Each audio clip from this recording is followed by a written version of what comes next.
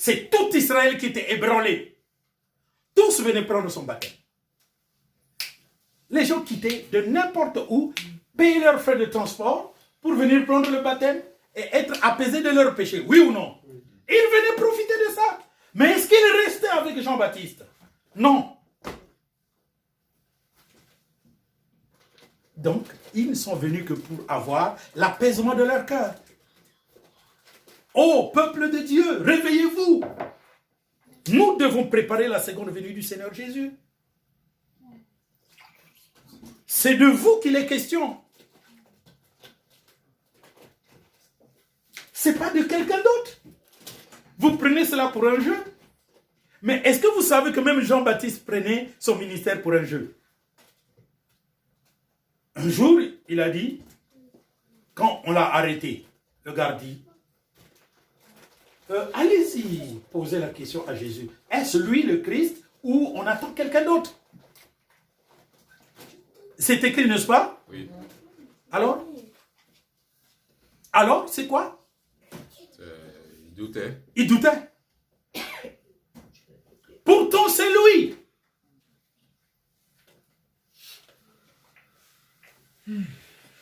Pourtant, c'était lui.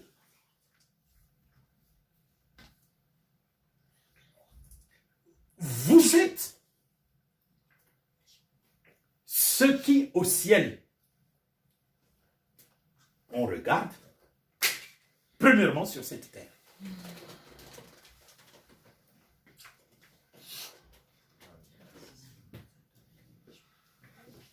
Vous êtes ceux qui, dans le journal de Dieu, là-haut, quand le Seigneur ouvre son téléviseur pour regarder sur la terre, en présence de tous les anges, premièrement, c'est branché sur ici.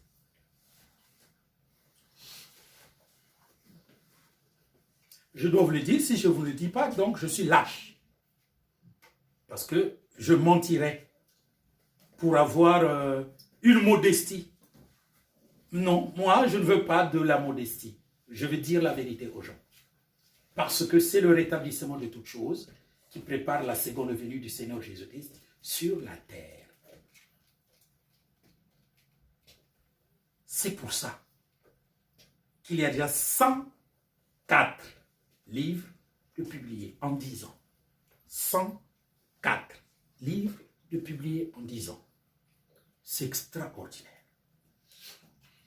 L'œuvre est en train de se faire. Mais participez à la chose. Pour vous. Jésus dit, ne vous y trompez pas. Et il vous exhorte même, ne vous lassez pas à faire le bien. Mais nous n'allons pas axer le ministère sur ça. Hein? Vous-même, vous devrez savoir.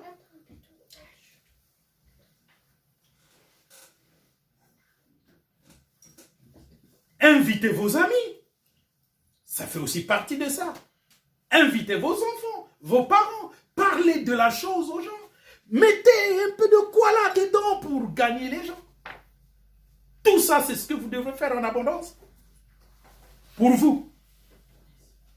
Donc, je ne peux pas vous promettre, mais moi, je voudrais que vous-même, vous sachiez qu'est-ce que vous allez récolter. Parce que vous avez compris que c'est pour vous que vous le faites. En le faisant pour l'œuvre, c'est pour vous que vous le faites. Et vous découvrirez qu'est-ce que Jésus va donner. Parce que ce que Jésus va donner, c'est ce qu'il y a dans vos pensées. Ce n'est pas à moi de mettre mes pensées dans vos pensées ou parce que je vous vois, je vais m'imaginer ce que vous avez besoin. Non, vous devez vous-même découvrir qu'est-ce que vous pouvez gagner en servant Dieu.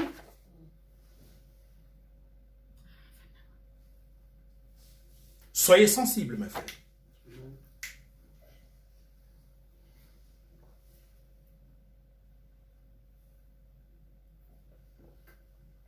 Continuons. Déloyaux. Pour une personne qui est insensible, ce qui va venir après, c'est le manque de loyauté.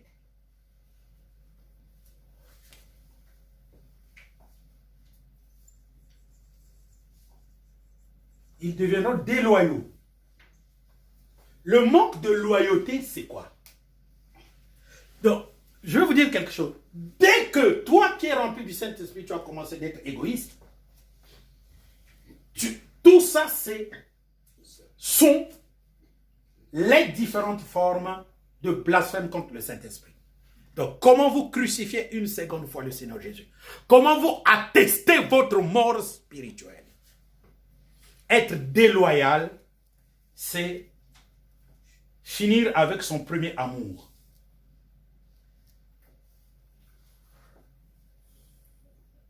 Apocalypse 2, verset 5. Toi, dans ta Bible, frère.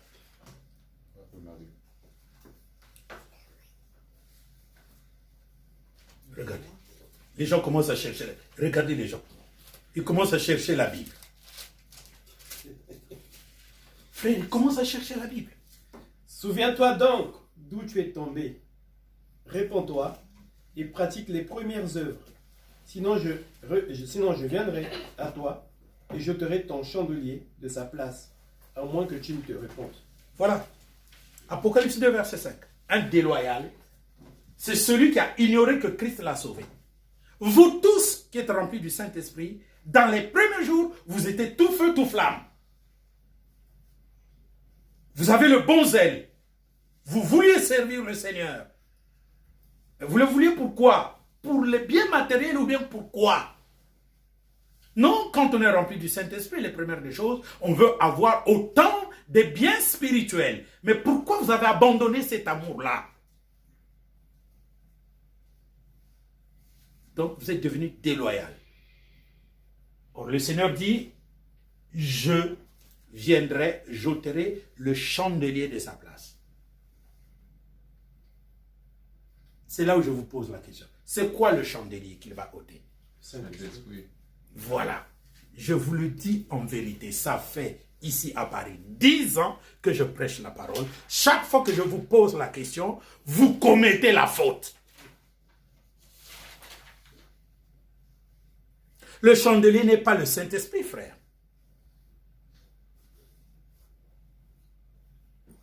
Frère, je ne vous l'ai jamais expliqué. Si, il n'y a pas longtemps en plus. Il n'y a pas longtemps. Dans ce cas-là, on a l'impression que... C'est surtout pour ce cas-là que moi j'avais... Mais oui, mes frères. Parce que Le chandelier, c'est quoi? C'est ça. il t'enlève la perfection. C'est ça le chandelier. Il t'enlève la perfection. Là, on dit La lumière. la perfection. Là, on dit la lumière. Ça, c'est le chandelier. Il y a de la lumière là.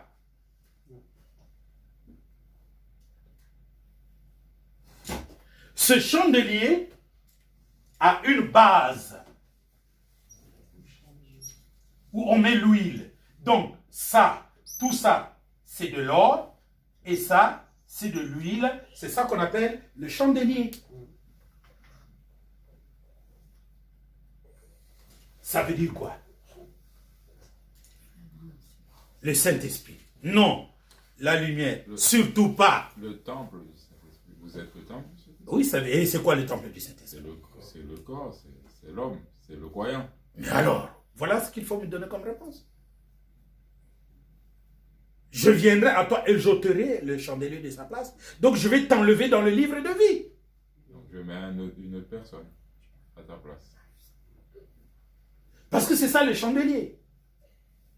Maintenant, quand vous dites que c'est le Saint-Esprit, donc il faut qu'il y ait de la lumière. Là, c'est tout ça. C'est un croyant rempli du Saint-Esprit. Comme c'est allumé, ce qui prime, c'est le Saint-Esprit. On ne voit plus le corps. Mais quand il n'y a pas de lumière, ça, c'est le corps humain. Donc toi, parce que le Saint-Esprit n'est plus. S'il était, il y aurait la lumière. Mais si ce n'est pas allumé, c'est parce que le Saint-Esprit n'est plus.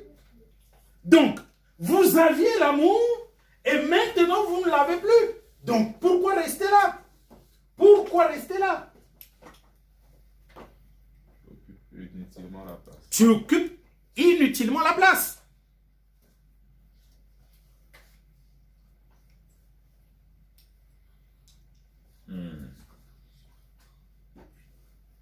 Donc, mes frères, vous devez quand même vous bousculer.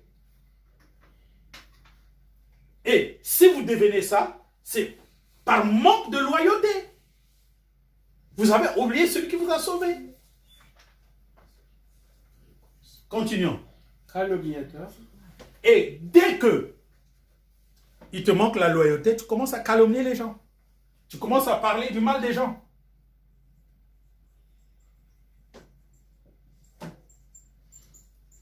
Les pasteurs sont mauvais, les pasteurs sont des escrocs, les pasteurs nous trompent, les pasteurs... voilà. Et tu ne te regardes même pas toi-même. Tu ne vois le mal qu'ailleurs. Pourtant, si tu vois le mal, c'est que tu l'as vu. Donc, toi qui as vu le mal, tu es aussi concerné. Et quelle est ta place? Non, toi, c'est toi qui fais le bien. Donc, toi, c'est le Christ. Les autres, c'est les diables.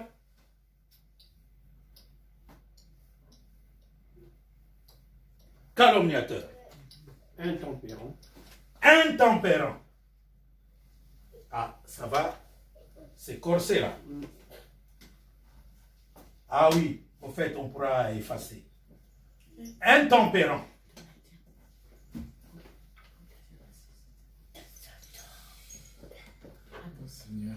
Un intempérant, c'est quelqu'un qui n'a pas de maîtrise de soi. Donc, dans sa vie spirituelle, il fait ce qu'il veut. Et il se cramponne. Moi, je fais bien. Moi, je fais bien. Moi, je fais bien. C'est ça, un intempérant. Pourquoi il est intempérant? Mais parce qu'il commence déjà à injurier les gens. Or, si tu calomnies les gens, c'est pas possible. Aucun être humain ne devrait calomnier un autre être humain. Parce que nous tous, reconnaissons-le, nous ne sommes que nullité. Il y a un seul homme parfait à qui nous devons nous accrocher. Bats-toi à s'accrocher sur Christ. C'est ce que tu dois faire toute ta vie. Laisse les autres. Tu n'es pas le juge des autres. Il y a un seul juge des morts et des vivants, c'est Jésus-Christ. Donc laisse les autres. Toi, contente-toi toute ta vie de préparer toute ta vie. Vous comprenez? 13. Cruel. Donc un homme intempérant devient cruel. Donc il peut tuer. Quand on est cruel, on tue déjà spirituellement. Par ton intempérance, tu peux pousser les faibles à se suicider. Tu peux pousser les faibles à ne plus aller à l'église. Tu peux pousser les faibles à ne plus aimer les gens. Par ton intempérance. Parce que nous tous, nous n'avons pas la même carrure spirituelle. Nous n'avons pas le même âge spirituel. Nous n'avons pas la même maturité spirituelle. Nous n'avons pas la même croissance spirituelle. Il y a des gens, il faut qu'ils entendent 30 ans pour commencer à comprendre. Il y a des gens qui ont compris depuis 1 an qu'il a reçu l'enseignement du rétablissement. Vous comprenez? Amen. Et la vitesse de croissance ne dépend pas de l'enseignant, mais dépend de celui qui entend. Et on ne va pas obliger les gens à avoir une même vitesse de croissance. Amen. Cruel. Continuons, frère. Ennemi de gens de bien. Donc, quand on est cruel, on devient ennemi des gens de bien.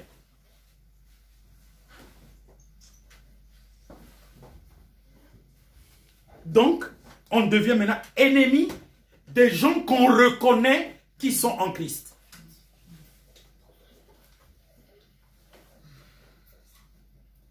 Quelqu'un est vraiment en Christ, alors on devient son ennemi. Pourquoi? Ben parce que c'est ça, ton état spirituel. Ennemi des gens de bien. Donc, vous avez pris, on va continuer.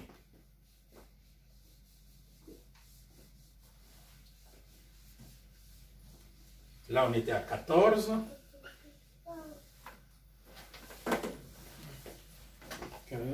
15. Traître. On devient traître. On commence à trahir le pasteur. On commence à trahir le prophète. À trahir le frère en Christ. À trahir la sœur en Christ. Oh, tu sais, oh, c'est un gros pécheur. Moi, je le vois pécher. Traître. Toi-même, tu pêches. On trahit le Christ qui nous a dit, aimez-vous les uns les autres.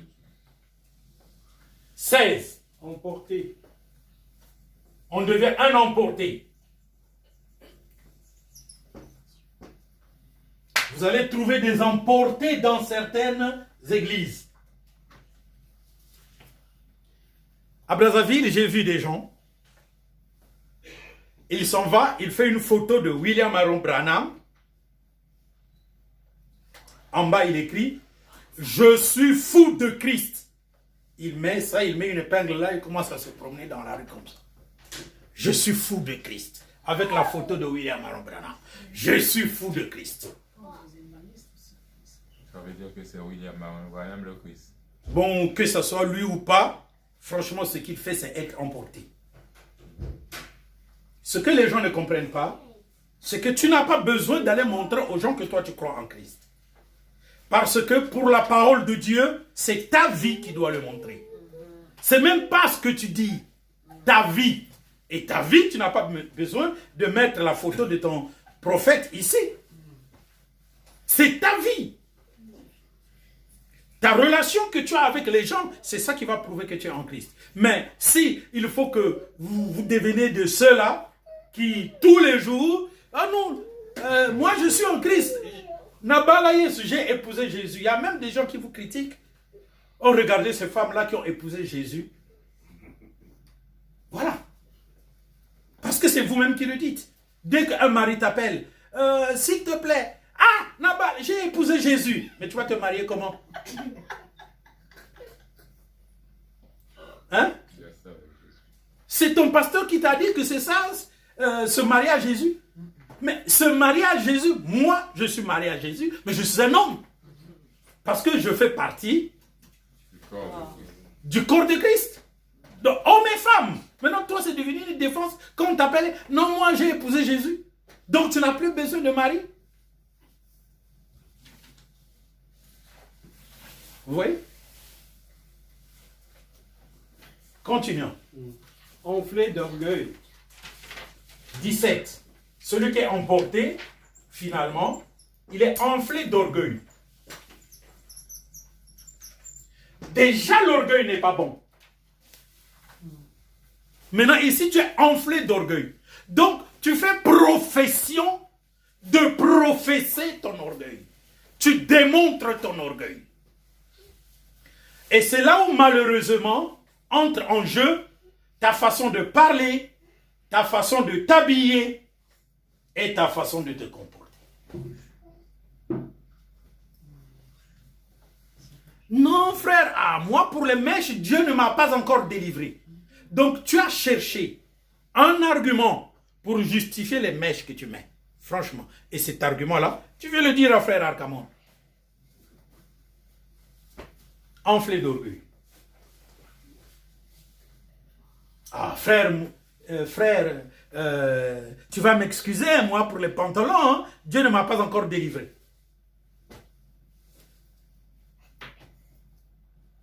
Ne me parle même pas de pantalons. Dis-moi pour les caleçons. Dieu ne m'a pas encore. Parce qu'en fait, ce sont des caleçons. Et donc, nous sommes dans une société où on permet à l'homme d'avoir les caleçons, mais pas la femme. Parce que la femme est la gloire de l'homme. Et l'homme est la gloire de Dieu. Non, mais vous savez, ça c'est le premier siècle, les gens étaient patriarcaux. Maintenant, nous voulons un monde. Alors, vous voulez un monde matriarcal maintenant. Bon, dès que le monde sera totalement matriarcal, on voudra qu'il redevienne patriarcale, n'est-ce pas? Ah oui, Voilà, et donc le cycle. l'homme est là, dans la vanité. L'homme est là dans la vanité. Je voudrais vous rappeler que le créateur du ciel et de la terre est un homme, pas une femme. Il y a même des religions qui disent qu'il a deux sexes. Non. Le créateur du ciel et de la terre, c'est Jésus-Christ. Et c'est un homme. Ce n'est pas une femme. Ce n'est pas un androïde avec deux sexes. Non. Le créateur est un homme. Point barre.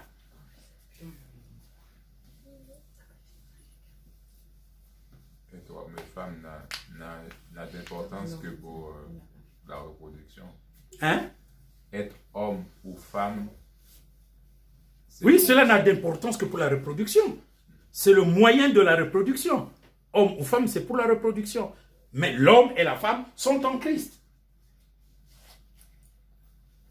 Mais la hiérarchie veut dire que Dieu est le chef de, Christ est le chef de, l'homme est le chef de, la femme, Dernière position.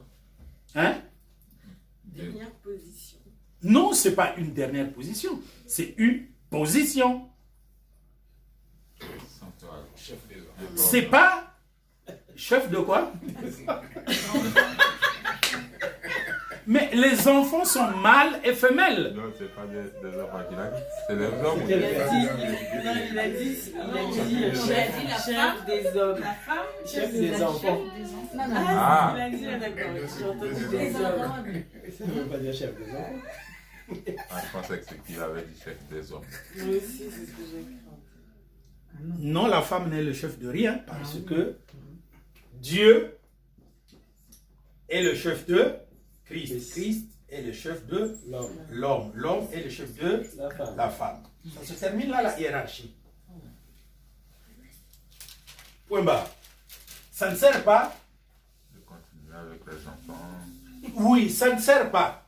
Parce que les enfants sont hommes ou femmes. Donc, ils vont avoir leur position. Il n'y a pas une autre position après la femme. Maintenant, le fait n'est pas de vouloir penser autre chose. C'est une hiérarchie. Une hiérarchie est une bonne chose établie parmi les hommes. Comme il y a les cieux et la terre. C'est une hiérarchie. C'est une hiérarchie.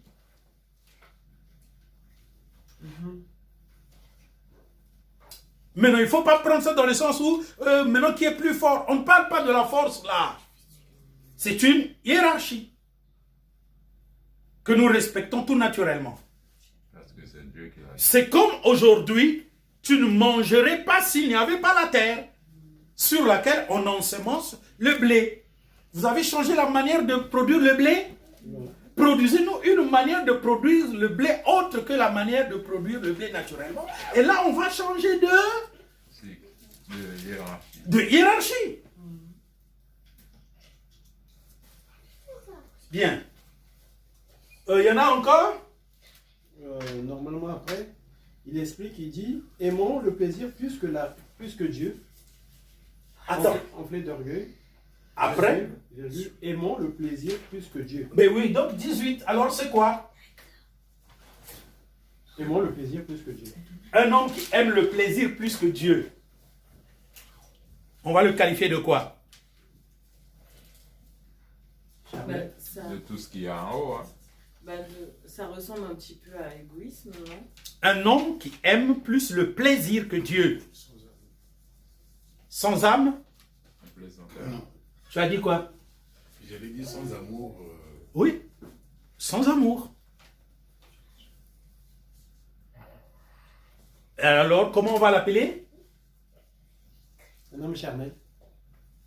Non. Parce que dans le mot charnel est égal du corps. D'accord? Du péché. D'accord? Il est naturel aussi, non?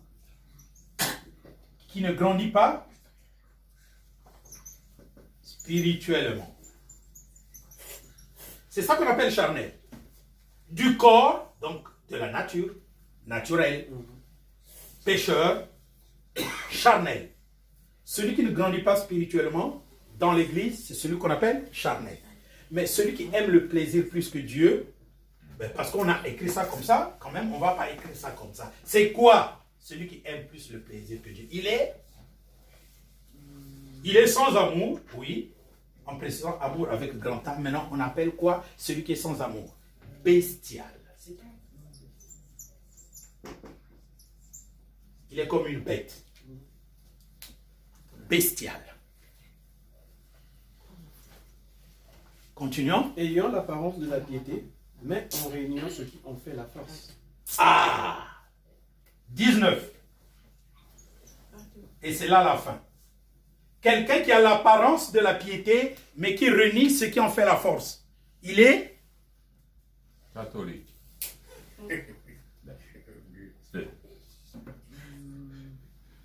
Il est L'apparence de la piété. Il est faux. Oui, il est faux, oui. Il est faux. Hypocrite. Oui, c'est normalement hypocrite, mais on ne va pas mettre hypocrite, parce que hypocrite, on va le retrouver ici. C'est là où c'est...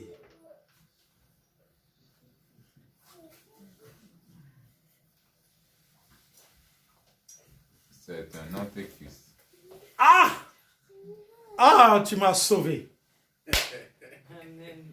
Waouh! Parce que j'allais donner ce que j'ai gagné là Oh! ou à celui qui allait trouver. J'allais prendre ça et écrire là pour faire comme la fois dernière. Antéchrist. Oui, donc. Il est antéchrist. Quelqu'un qui a l'apparence de la piété, mais qui en renie ce qui en fait la force. C'est un antéchrist. Alors, écoutez-moi bien. C'est un hypocrite. Mais comme ça est là, on ne va pas mettre là. Donc, vous devrez savoir c'est quoi un hypocrite. Un hypocrite est un vrai faux. Un faux, mais un vrai faux. Donc, c'est comme un faux billet, mais qu'on ne peut pas détecter. Ce faux billet-là, si vous ne le faites pas passer sur une machine authentique, rien qu'en le regardant, il a tout d'un vrai billet. C'est ça qu'on appelle un vrai faux. Donc, c'est ça un hypocrite. Donc, c'est un antéchrist.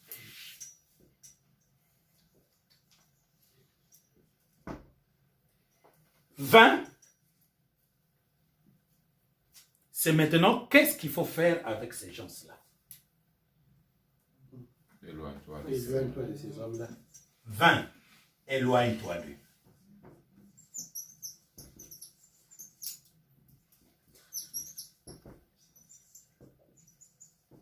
Il n'y a plus rien à faire. C'est foutu.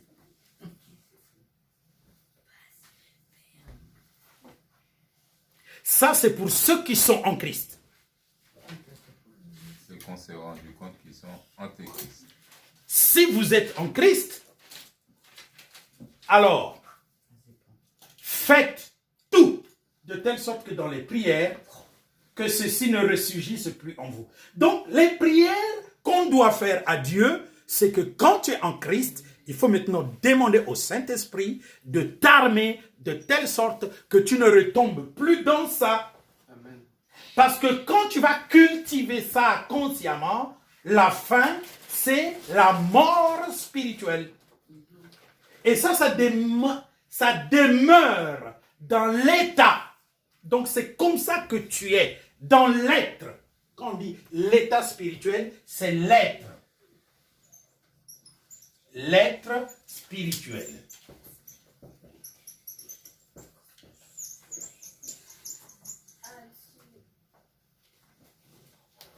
Voilà. Je ne sais pas si vous êtes en train de comprendre.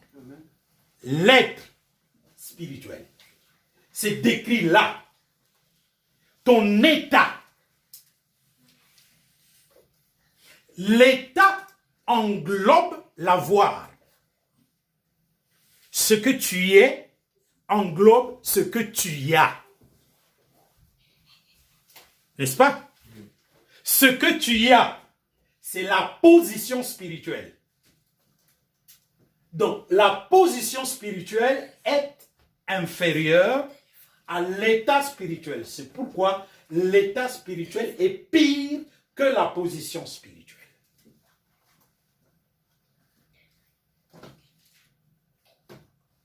Conclusion, Timothée, éloigne-toi de ces gens. Maintenant, écoutez-moi très bien. Moi, Timothée, je ne vais pas m'éloigner directement. Parce que quelque part, Paul m'a écrit qu'il faut un premier avertissement, un second avertissement. Le troisième avertissement, je m'éloigne de toi. Vous comprenez? Donc, il y a de la patience. Maintenant, le fait qu'il y a un premier avertissement, un second avertissement, et après quoi vient le jugement, ça veut dire qu'on peut encore enseigner ceux qui sont remplis du Saint-Esprit pour les éveiller à ça. Parce qu'ils ne savent pas que cet état-là existe. Maintenant, il faut leur apporter l'enseignement pour qu'ils examinent leur état. S'il y a un premier avertissement, un deuxième avertissement, c'est que, eh bien, on peut encore échapper à ça. Car, en étant en Christ, automatiquement, on n'est pas au courant de cet état, mais que c'est progressivement qu'on écoute la parole, qu'on y réfléchit, qu'on comprend, et que, normalement, toi qui es en Christ, tu dois prier pour que ces états-là disparaissent, ces péchés-là disparaissent.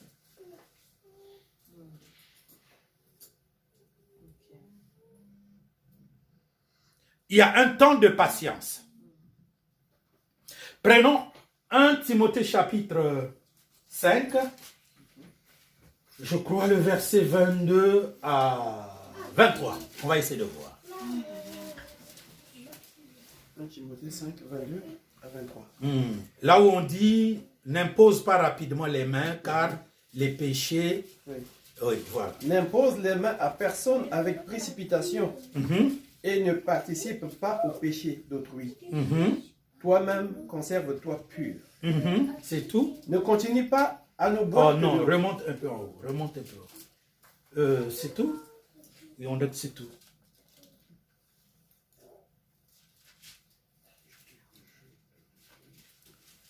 Ceux qui pêchent, ça c'est les anciens. Quand un ancien a péché, on ne le réprimande pas entre le ministre de Dieu et l'ancien à deux, non. Les anciens, il faut les réprimander devant tous. Est-ce que vous comprenez? D'abord le 19. Ne reçois point d'accusation contre un ancien si ce n'est sur la déposition de 2 ou de 3 témoins.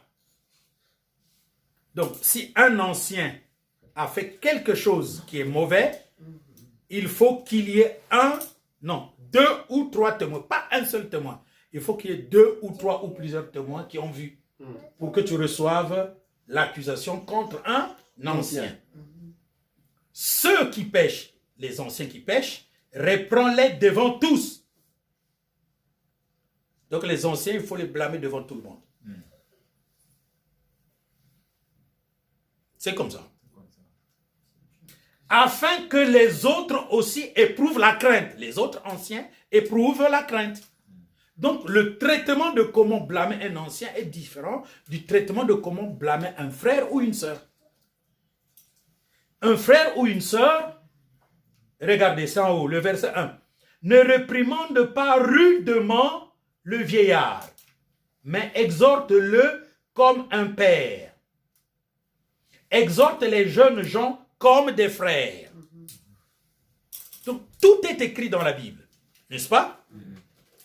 Les femmes âgées comme des mères, celles qui sont jeunes comme des sœurs, en toute pureté. Ne reçois pas d'accusation. Donc, pour les vieillards, pour les vieilles, pour les jeunes, pour les femmes. C'est écrit. Pour les anciens aussi, c'est écrit. Est-ce que vous comprenez? Maintenant, je te conjure devant Dieu, devant Jésus-Christ et devant les anges élus. Vous êtes en train de voir. D'observer ces choses sans prévention et de ne rien faire avec faveur. Favoritisme. N'impose pas les mains à personne avec précipitation et ne participe pas au péché d'autrui. Toi-même conserve-toi pur. Voilà, donc tout est coordonné dans la parole de Dieu.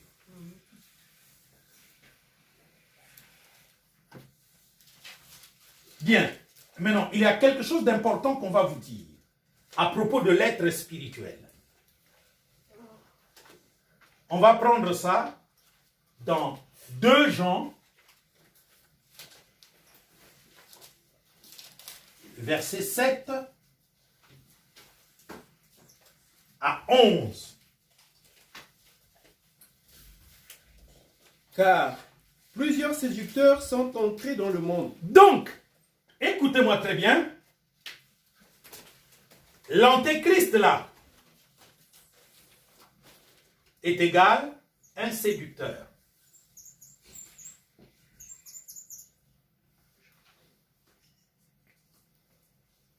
Nous sommes d'accord? Comment reconnaît-on un séducteur? Et ne déclare. Un séducteur est reconnu par rapport à ces textes de la Bible. 2 Jean, versets 7 à 11. 1 Jean 4, 1 à 4. Et séducteur.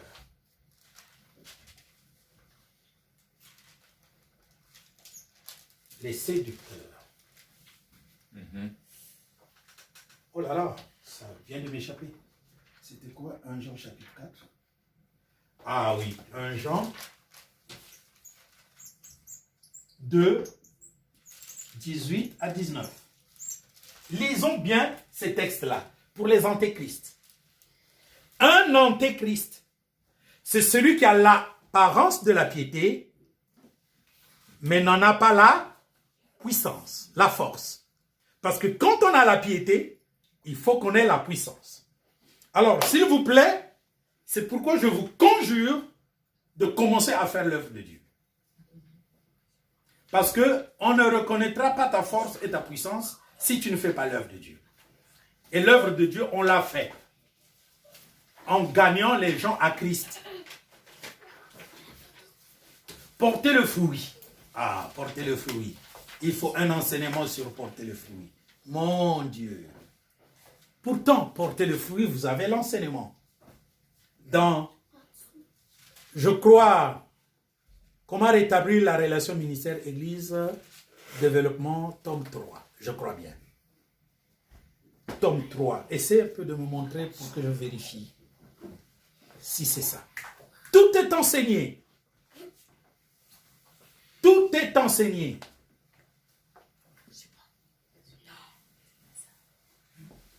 Oui, c'est ça.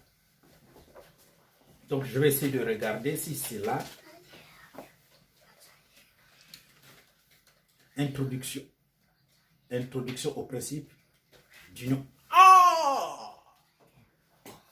Oh, mon Dieu, rappelez-moi, le dimanche prochain, on va vous parler des 7 points d'union et des 7 points de désunion. Oui, ça veut dire quoi? Tu nous en as déjà parlé. Oui, mais on n'en avait pas exploité. Il nous avait dit la même chose en plus. Rappelez-moi. Rappelez-moi. Ah, tu te rappelles C'était donc. pendant les vacances. Hein? Pendant les grandes vacances, je crois. Oui, oui, oui, oui. Il faut qu'on en parle. Les 7 points de division et les 7 points de désunion. Les 7 points d'union. C'est-à-dire, il y a 7 points qui prouvent que toi et moi, nous sommes en Christ. Il y a 7 points qui prouvent que toi et moi, nous n'appartenons pas au même Seigneur. Vous comprenez? Donc, introduction au principe d'union et de division. Je vais vous citer les 7 points qui prouvent qu'on est tous en Christ. Donc, parfois, quand tu dis non, toi, tu n'es pas en Christ, tu dis à quelqu'un qui n'est pas en Christ, mais qui est en Christ. Oh, mais celle-là, c'est mon ami, mon frère en Christ. Ah non, il n'est même pas ton frère en Christ.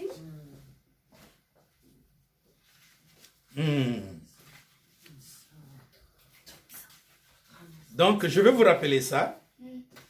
Je vous rappelle, pour qu'on en parle, hein, ça sera d'une importance capitale pour quiconque de savoir. Donc, ici, je parle des 6 péchés. 6 péchés mortels cardinaux. Vous connaissez les 6 péchés mortels cardinaux? C'est pas 7 péchés Capitaux. capitaux. Hein? C'est pas 7 péchés capitaux. Non, les 7 péchés capitaux, ça c'est ce que Le le monde enseigne. profane enseigne, la luxure, quoi. Mais ça c'est rien. Ce n'est même pas les péchés capitaux, ça. Mais il y en a 6. Laissez-moi, je suis en train de fouiller. Ah là là, mais l'enseignement là, il est tellement profond là. Donc il faut qu'on voie tout ça avant d'entrer.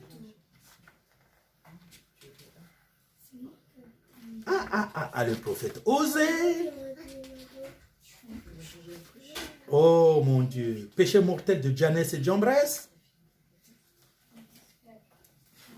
Quand tu contestes contre un vrai prédicateur, tu es un antéchrist. Donc, fais attention. Si tu ne sais pas que c'est un faux prophète, ne t'avance pas. Si tu ne sais pas que ce gars-là sert vraiment Dieu, fais attention de le combattre. Là, je ne suis même pas arrivé sur les principes. Donc, c'est tout ça qu'il y a.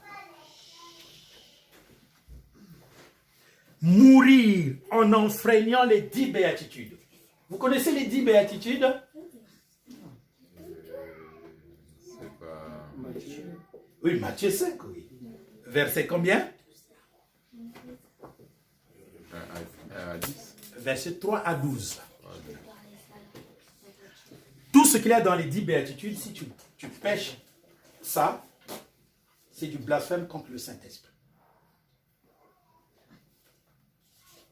Donc c'est tout ça que je montre avant de commencer. L'intransigeance de celui qui a décrété la saine doctrine des 7 points d'union et des 7 points de désunion. Donc, tu vois, cet enseignement sur les 7 points d'union et les 7 points de désunion est un enseignement intransigeant. On n'y ajoute rien, on n'y retranche rien. Quelqu'un qui est dans les 7 points d'union, il est en Christ. Quelqu'un qui est dans les 7 points de désunion, il n'est pas en Christ. Donc là, on ne joue pas avec le feu. Bon, un rappel de comment devient-on aujourd'hui membre d'église? Bon, je montre comment devient-on membre. Développement du principe d'union. Ok, donc là, on commence. C'était à l'intérieur et à l'extérieur du centre d'intérêt divin. Une question. C'est quoi le centre d'intérêt divin pour l'église? Le centre d'intérêt divin pour l'Église, c'est le Seigneur Jésus-Christ. Il n'y a pas d'autre. Rétablir la divinité de Christ. La divinité de Christ. Rétablir la divinité de Christ. Oui. La perfection. Non. Et ils sont un peu en train de trouver. Le centre d'intérêt.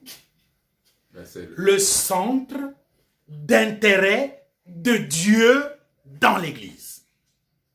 c'est la nouvelle naissance. Un peu. Un peu. Donc, tu as dit le Seigneur Jésus-Christ, la nouvelle naissance, tu t'approches. Alors, donc, tu t'approches. C'est la nouvelle naissance. Quand on dit le centre d'intérêt dans le jardin d'Éden, c'était l'arbre de vie. L'arbre de vie, c'est Jésus-Christ. Maintenant, le centre d'intérêt dans l'église, vous avez dit Jésus-Christ, ok, je peux vous aider. Jésus-Christ glorifié, oui. Mais tu ne connaîtras pas Jésus-Christ glorifié si tu ne connais pas L'acte propitiatoire et expiatoire. l'acte propitiatoire et expiatoire de Jésus-Christ à la croix de Golgotha. Donc, le centre d'intérêt de Dieu dans une église, c'est la croix du Seigneur Jésus-Christ. Tel que Moïse a élevé le serpent d'airain, il faut que vous éleviez le Fils de l'homme. Donc, Christ crucifié.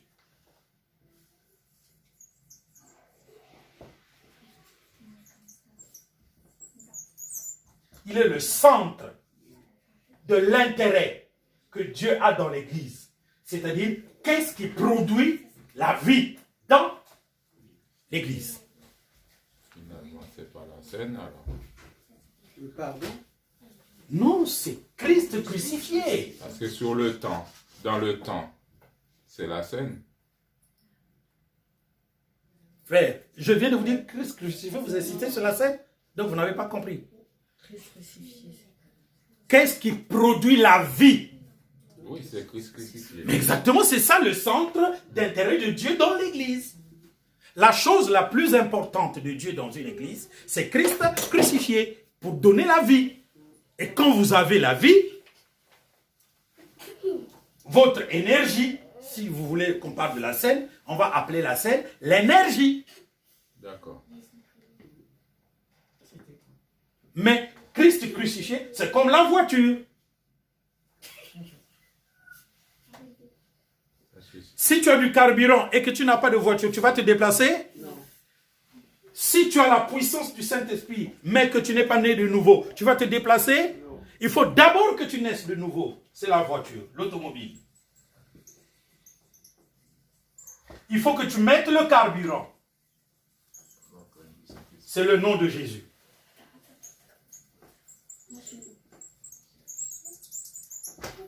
Le nom de Jésus, nous le connaissons à la scène, n'est-ce pas?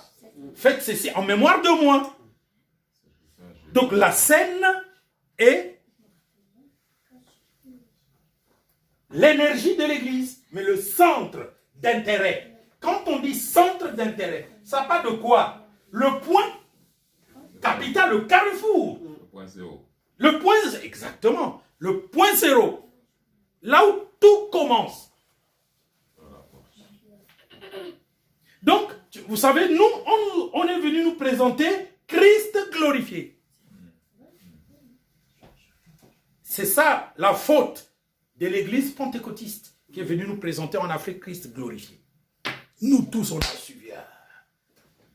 Parce qu'en Afrique, qui ne voudrait pas... On nous a présenté un Jésus magicien.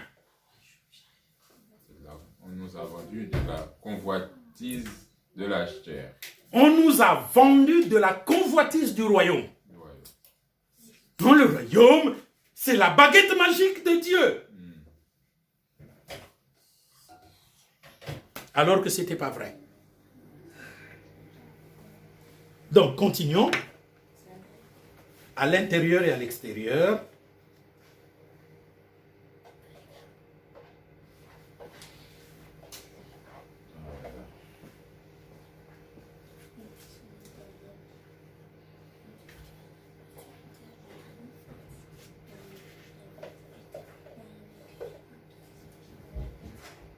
Tu vois, j'ai montré même dans la Genèse.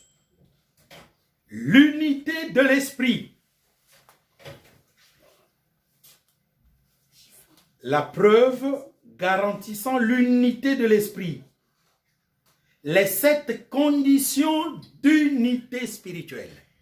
On va les citer. Il y a un seul corps et un seul esprit comme vous, comme aussi vous avez été appelés à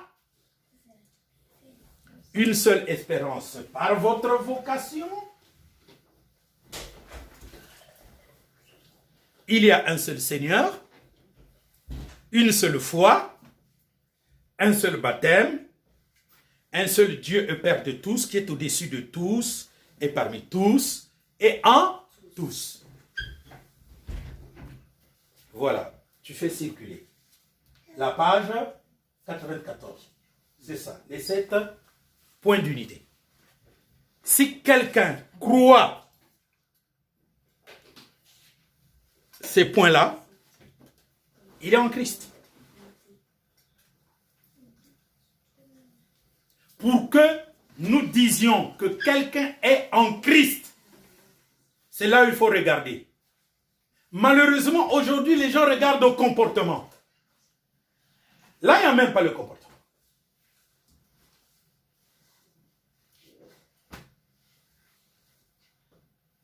Frère, tu peux nous citer ces 7 points? Nous citer. Un seul corps. Il y a un seul corps. Un seul esprit, comme aussi vous avez été appelés à. Donc il y a un seul esprit, un seul corps, une seule espérance. Une seule espérance. Il y a un seul Seigneur. Un seul Seigneur. Une seule foi. Une seule foi. Un seul baptême. Un seul baptême. Un seul Dieu et Père de tous. Voilà, un seul Dieu est Père de tous, qui est au-dessus de tous, qui est en tous et qui est en tous. Ça, c'est un seul point. Si, reprenons, il y a un seul corps.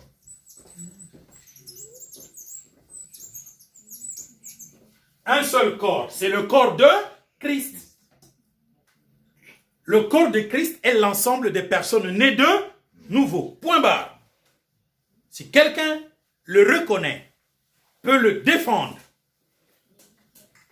on est un. Nous sommes dans le principe d'union. 2. C'est quoi? Un seul esprit.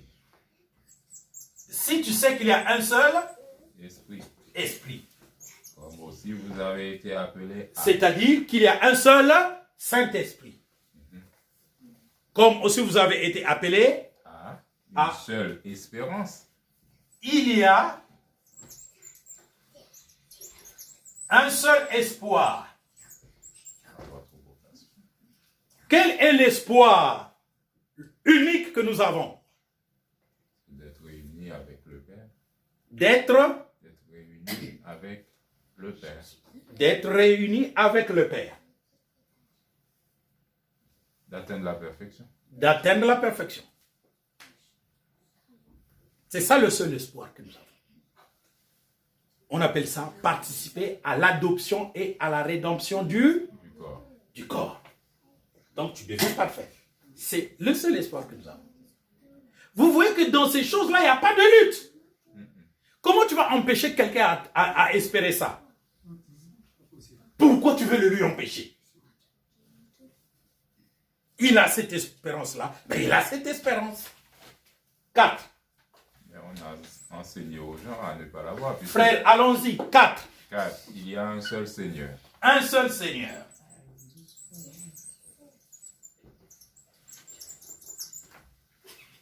Si on a enseigné aux gens autre chose, on s'en fiche. Il y a un seul Seigneur. Qui est le Seigneur de tous? Seigneur Jésus-Christ. C'est le Seigneur Jésus-Christ. Qui est le Seigneur du ciel et de la terre. Le Seigneur Jésus-Christ. 5. Une seule fois. Une seule fois.